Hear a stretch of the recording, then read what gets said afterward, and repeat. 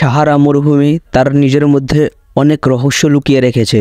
Africa মহাদেশে অবস্থিত সাহারা মরুভূমির কথা শুনলে আমাদের মাথায় সর্বপ্রথমে আসে না শেষ হওয়া বালির স্তূপ এবং অসহ্যকর গরমের কথা মনে আসে।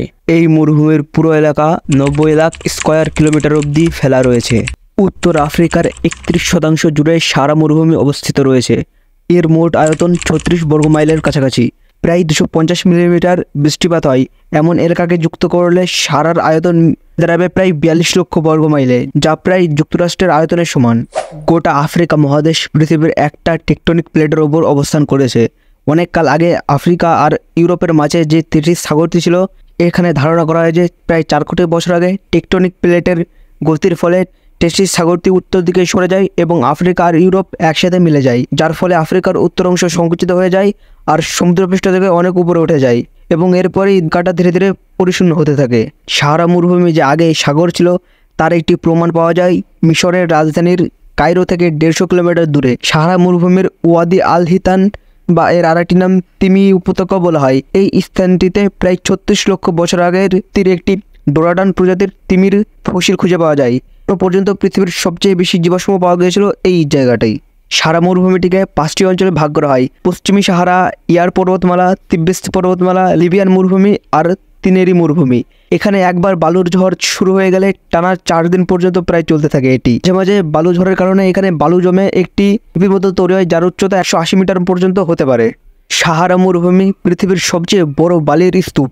এখানকার বালি দিয়ে গোটা পৃথিবীকে প্রায় 8 ইঞ্চি পুরো করে ঢেকে ফেলা যাবে।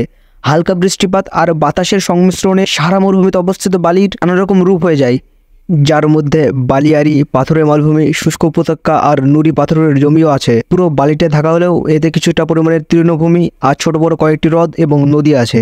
পৃথিবীর সবচেয়ে উষ্ণতম স্থান বলা হয় সাহারা মরুভূমিকে, কারণ পৃথিবীর অন্যান্য স্থানের তুলনায় সাহারায় সূর্যের দায়িত্ব অনেক বেশি হয়।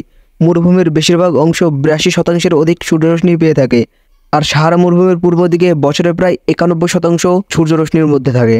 এছাড়া প্রয়োজনের তুলনায় বন গাছপালা এবং অল্প বৃষ্টিপাতের কারণে এখানে উষ্ণতার পরিমাণ অনেক বেশি। তবে সাহারা মরুভূমিতে এত উষ্ণতা এবং উদ্ভিদ প্রায় কম আছে বলে এখানে যে প্রাণের অস্তিত্ব নেই সেটাও একবারে ভুল। সাহারা মরুভূমিতে উদ্ভিদ জগতের প্রায় 2800 প্রজাতির বৃক্ষ আছে। এখানকার 1/4 উদ্ভিদ হচ্ছে স্থানীয়, যা পৃথিবীর আর কোথাও দেখতে পাওয়া যায় না। বৃক্ষের পাশাপাশি সাহারা মরুভূমিতে অনেক রকমের প্রাণীরও সন্ধান পাওয়া যায়, যেমন এডেক্স নামক এক ধরনের হরিণ বাস করে সাহারা মরুভূমিতে। জল ছাড়া প্রায় 1 বছর পর্যন্ত এটি প্রায় বেঁচে থাকতে পারে। এবং আরেকটি প্রজাতির হরিণ পাওয়া যায় যার নাম দরকাস গ্যাজেল। বিশ্বে জলবায়ুর পরিবর্তনের কারণে সাহারা মরুভূমি দিন দিন প্রায় বেড়েই চলছে। বৈজ্ঞানিক গবেষণা পাওয়া গেছে বিগত 100 বছরে সাহারা মরুভূমি প্রায় 10% বৃদ্ধি পেয়েছে। গ্লোবাল ওয়ার্মিংয়ের কারণে বৃদ্ধি পেয়েছে খরা এবং তার ফলে বৃষ্টিপাতের কমও সাহারা মরুভূমিতে প্রায় কমে গেছে। এর ফলেই সাহারা মরুভূমির আয়তন ধীরে ধীরে বেড়ে যাচ্ছে।